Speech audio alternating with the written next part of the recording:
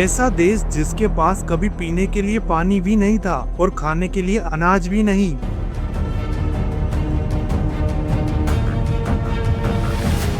यहाँ तक कि सऊदी अरेबिया जैसे तेल के भंडार भी नहीं थे और चाइना जैसी लार्ज मेन पावर भी नहीं और ना ही इंडिया जैसे मेहनती labour. No oil, no water, not too good soil. पर फिर भी आज यही देश टेक्नोलॉजी, इंटेलिजेंस और मिलिट्री पावर में दुनिया के सबसे पावरफुल देशों में गिना जाता है। ये देश है इजराइल।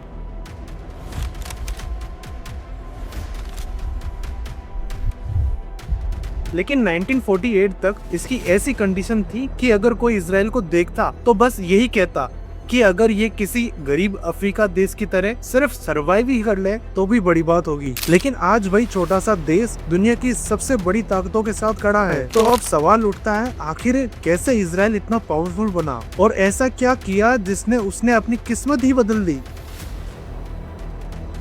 लेकिन इसकी ताकत के पीछे एक छोटी सी कहानी छिपी है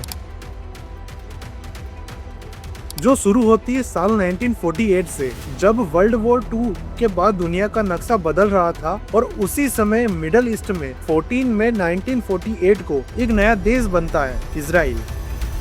लेकिन जैसे ही इजराइल बना उसके अगले ही दिन यानी 15 मई 1948 उस पर एक साथ 5 देशों ने हमला कर दिया, जिसमें इजिप्ट, जॉर्डन, इराक, सीरिया और लेबनान शामिल थे। और उसी समय इजराइल के पास ना ज्यादा हथियार थे ना ही कोई बड़ी सेना। दुनिया के ज्यादातर लोगों को लगा ये युद्ध ज्यादा समय तक नहीं चलेगा और शायद इजराइल कुछ ही दिनों में हार जाएगा। लेकिन हुआ कुछ ऐसा जिसने पूरी दुनिया को चौंका दिया। जिस छोटे से देश को लोग कुछ ही दिनों में हारता हुआ देख रहे थे, वही देश इतनी जल्दी हार मानने वाला नहीं था। कम हथियार और छोटी सेना होने के बावजूद भी इजराइल ने इस युद्ध को सिर्फ ताकत से नहीं बल्कि रणनीति और हिम्मत से लड़ा। अरब देशों की सेनाएं संख्या और हथियारों में ज्यादा मजबूत थी, लेकिन उनकी सबसे बड़ी कमजोरी थी उनका आपसी तालमेल नहीं बन रहा था। और इसी मौके का फायदा उठाकर धीरे धीरे इस युद्ध का रुख बदलने लगा और जिस युद्ध को दुनिया इजराइल की हार समझ रही थी, वहीं से उसकी पहली बड़ी जीत निकल के आई। I have another message for the world outside this hall.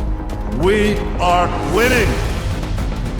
लेकिन संघर्ष ये खत्म नहीं हुआ। साल 1967 में इजिप्ट, सीरिया और जॉर्डन ने एक बार फिर से इजराइल पर हमला कर दिया। लेकिन इस बार इजराइल के पास एक ऐसी टॉप सीक्रेट एजेंसी थी जिसने पहले ही पता लगा लिया कि दुश्मन के फाइटर जेट किन एयरपोर्ट्स पे तैनात है और कहां से उड़ान भरने वाले हैं। फिर क्या, इजराइल ने सीधे उन्हीं एयरपोर्ट्स पर हमला कर दिया और उसे पूरा डिस्ट्रॉय कर दिया। यानी शुरुआत में ही दुश्मन देशों के एयरफोर्स लगभग पूरी तरह तबाह हो गए और इसी रणनीति ने युद्ध का रुख बदलना शुरू कर दिया और इजराइल के पक्ष में मोड़ दिया। लेकिन असली सवाल ये है, आखिर ये टॉप सीक्रेट एजेंसी कौन सी थी जो दुश्मन की हर चाल पहले ही बाप लेती थी। तो दरअसल ये एजेंसी थी मोसाद, इजराइल की सबसे सीक्रेट और सबसे डेंजरस खुफिया एजेंसी। दुनिया की कई बड़ी एजेंसियां जैसे सेंट्रल इंटेलिजेंस एजेंसी और रिसर्च एंड एनालाइज विंग्स भी मोसाद के कई मिशनों को इंटेलिजेंस इतिहास के सबसे साहसी ऑपरेशनों में गिनता है। लेकिन मोसाद का काम सिर्फ जानकारी इकट्ठा करना नहीं था, इसका असली काम था दुश्मनों की योजना को पहले ही समझ लेना और जरूरत पड़ने पर दुनिया के किसी भी कोने में जाकर ऑपरेशन को अंजाम देना। और ऐसा उसने किया भी। There is no place in Iran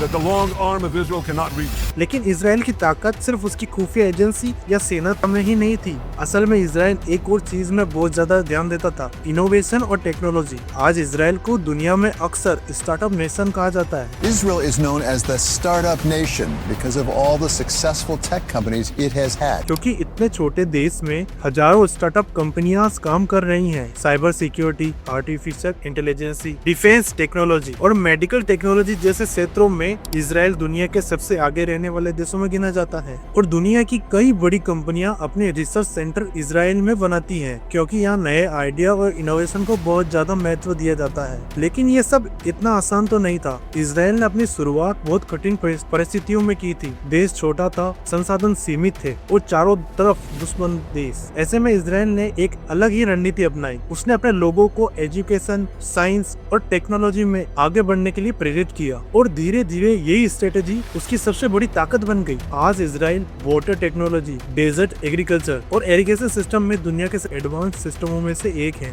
जहां कभी पानी की कमी थी, आज वही देश समुद्र के पानी को रिसाइकल करके खेतों तक पहुंचा रहा है। अगर इस पूरी कहानी को समझे तो इजराइल की ताकत सिर्फ उसकी सेना में नहीं है, बल्कि उसकी सोच, रणनीति और इनोवेशन में है। और शायद यही इस कहानी का सबसे बड़ा सबक है कि कभी कभी किसी देश की असली ताकत उसके संसाधनों में नहीं, बल्कि उसके दिमाग, हिम्मत और इरादों में छुपी होती है। और ऐसे इंफॉर्मेटिव वीडियो के लिए चैनल को सब्सक्राइब करें। चैनल पर नए हो तो लाइक जरूर करें।